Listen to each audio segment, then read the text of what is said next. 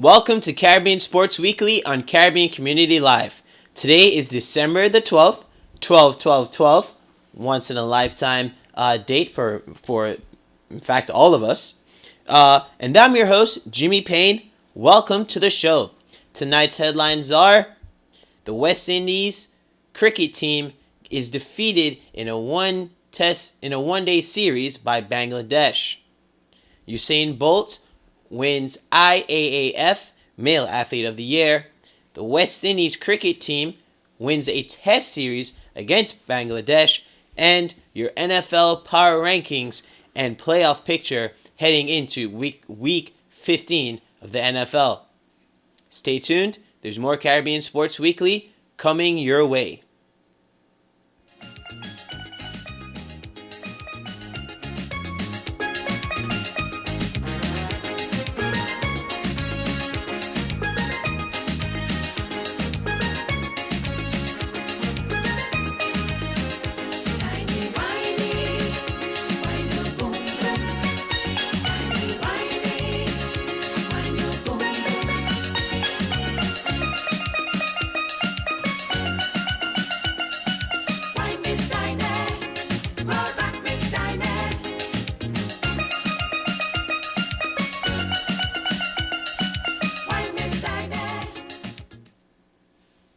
Welcome back to Caribbean Sports Weekly. Our first story is going to be about the West Indies' last outing. So, the West Indies cricket team suffered a letdown in a 5-match one-day test series versus Bangladesh. They lost the series 3-2. They lost by 2 wickets in the 5th and deciding match. The West Indies had defeated the same team 2-0 in a test series a week earlier. The batsmen were never able to create runs consistently, and the bowlers allowed too many easy runs. It's like if the West Indies cricket team has regressed from their top play, as they showed, like I said, in the test match, the test series against Bangladesh, like they showed in the 2020 World Championships that they won in decisive fashion, and when they defeated New Zealand in test series, one-day series, and a 2020 series. This was a surprising performance by the 2020 World Champions because they completely dominated Bangladesh in the test series in all facets of the games. The bowlers were getting quick wickets, and the batters were sustaining partnerships and hitting a lot of runs. It just seemed like if Bangladesh, as you might say, figured out the West Indies cricket team in the one-day test series, or maybe the West Indies cricketers thought that since they defeated Bangladesh so easily in a test series, they would be able to dominate them in the one-day series, and as the result showed, they were obviously wrong. Now, on to the good news.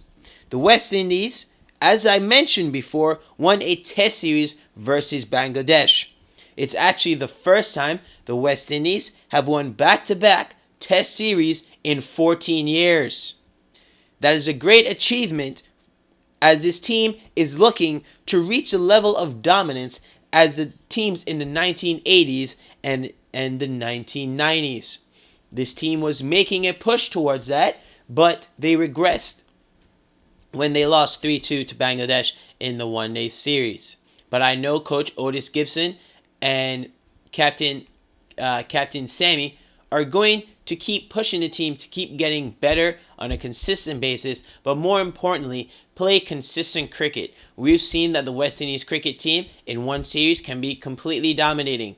The batters like Chris Gale, Narayan, they're hitting runs, but then in the next series, they're not hitting runs and the bowlers are allowing too many. So the main thing right now for the West Indies cricket team is play consistent, good cricket. And if you guys do, as has been shown, you guys are one of the top teams in the world, like you showed when you won the 2012 2020 championship. The team will have some time off to enjoy Christmas and the New Year, and will return to play on February the 1st versus Australia. This series will be a good measuring stick for the West Indies cricket team, as the Aussies are one of the consistently top squads in the world. That's it for cricket. Stay tuned. More Caribbean Sports Weekly coming up next.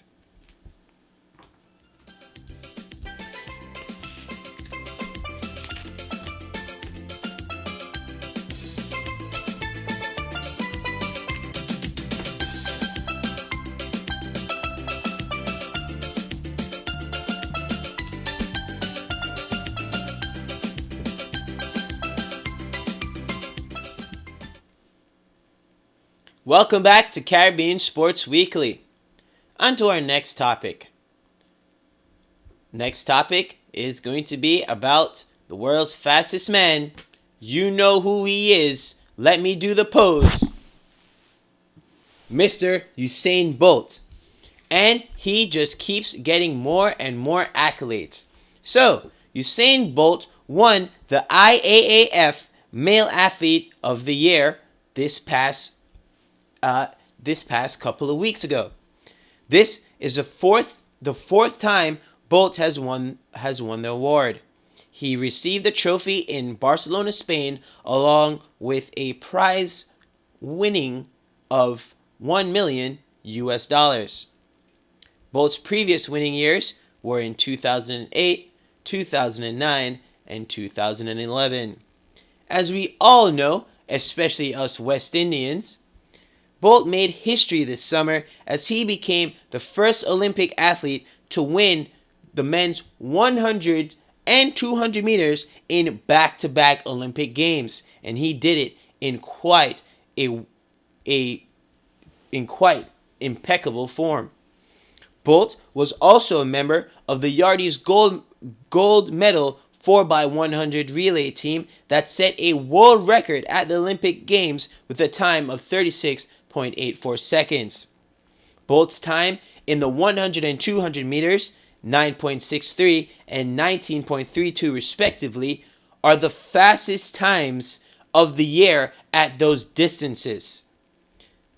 This cemented his case as the world's fastest man, and also made it easy for the members of the IAAF to choose him as Male Athlete of the Year. He absolutely dominated the Olympic Games. In most of the races, he actually didn't have to sprint the entire race to win. I've only seen one person do that, and that one person is Usain Bolt. So now he can add 4-time Male Athlete of the Year winner to his plethora of athletic accolades. Bolt had this to say at the awards ceremony. "This means a lot to me, as this was one of my hardest years. My coach doesn't want us to talk about injuries, so I don't talk about it. So this means a lot." As you know, Bolt struggled throughout the qualifying rounds before the Olympics. He actually was in a car accident at the start of 2012 that he was injured in. He had to take some time off and rehab to get up to form. When he was in the Jamaican qualifier, he actually didn't win any of the races. He placed second to Johan Blake, who ended up placing second to Usain when it really counted in the Olympic finals. So, congratulations to you, Mr. Bolt. Keep up the good work and keep shining like a diamond for West Indians across the world. Enough respect, brethren. Ratings. We'll be back with more Caribbean Sports Weekly.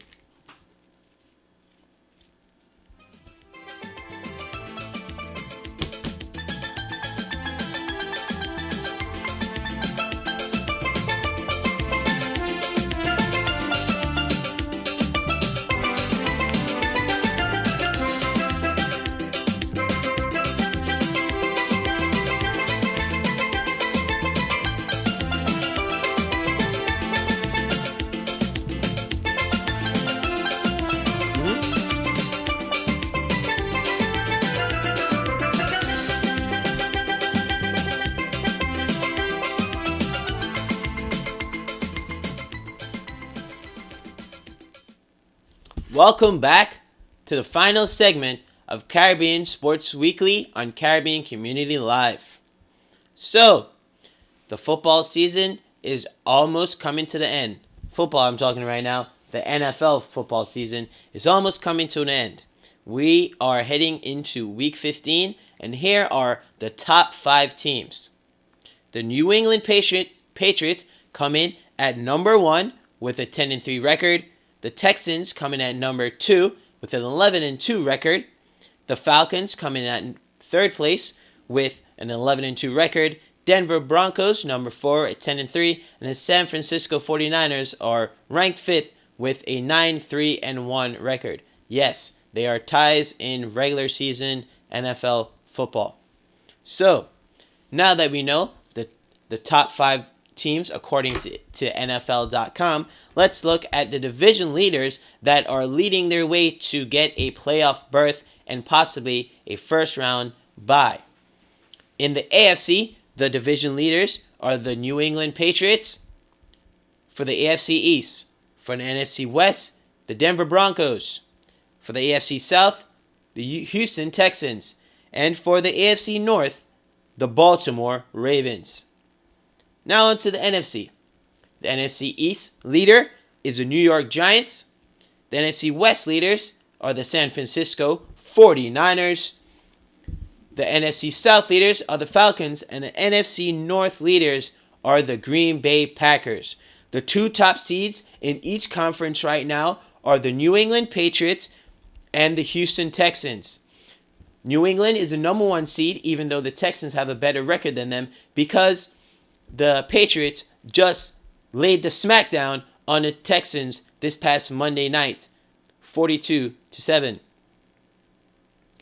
The NFC 2 top seeds are the Atlanta Falcons and the San Francisco 49ers.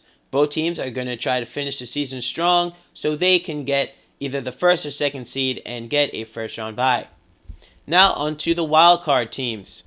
In the AFC, the top 2 wildcard teams are the Pittsburgh Steelers and the surprising Indianapolis Colts, which are being led by rookie sensation Andrew Luck. A couple other teams in the AFC that are possibly in the race are the Cincinnati Bengals. They might be able to get in this year, like they did last year.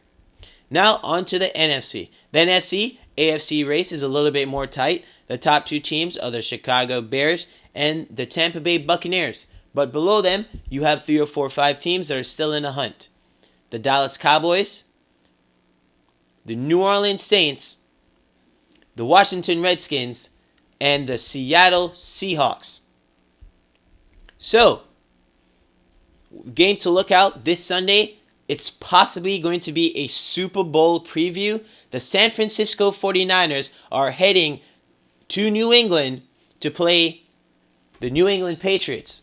This game has so many storylines. Like I said, it could be a possible Super Bowl preview. You have 2 of the top teams from each conference. You have the Patriots, top team in the AFC. You have the 49ers, top team in the NFC. You have a prolific offense in the Patriots. You have a dominating and punishing defense with the 49ers. Here's an interesting fact for you. In the past 5 games, the New England Patriots have outscored the Arizona Cardinals and the Kansas City Chiefs. Let me say that again. The New England Patriots in the past 5 games have scored more points than the Cardinals and the Chiefs have scored all season. Wow. But the 49ers are allowing the least amount of points all season, and they also have the NFL sack leader in second-year NFL sensation Aldon Smith, who has 19 and a half sacks. Great for a player who's only in his second year. Aldon Smith actually has a chance to possibly break Michael Strahan's sack record. He has 3 games to play, and he has 3 sacks to go. I definitely think he can do it because he's averaged more than a sack a game in his career. Another reason why to watch this game, you have 2 great coaches. You have for the Patriots, Bill Belichick, defensive mastermind. For the 49ers, you have Jim Harbaugh, offensive and quarterback guru. Who's going to win? The offensive mastermind, the defensive mastermind. Can Tom Brady score enough points against the 49ers defense, or is the 49ers defense going to make Tom Brady look like a regular quarterback? Is Colin Kaepernick going to be able to show the world why Jim Harbaugh picked him over Alex Smith, even though Alex Smith has the most wins of any starting quarterback since 2011? Oh man, there's so many storylines, but I know who I'm going to be cheering for, the San Francisco 49ers. But like I said, it's going to be a great game with two great football teams that play the game fundamentally sound and play the game right. They play it aggressively, but they play it fair. So NFL fans or anyone that wants to watch a good football game, this Sunday, 8:30, San Francisco 49ers, New England Patriots. Like I said, possible Super Bowl preview. That's it for Caribbean Sports Weekly. See you next week on Wednesday at the same time. I'm your host, Jimmy Payne. Have a good night.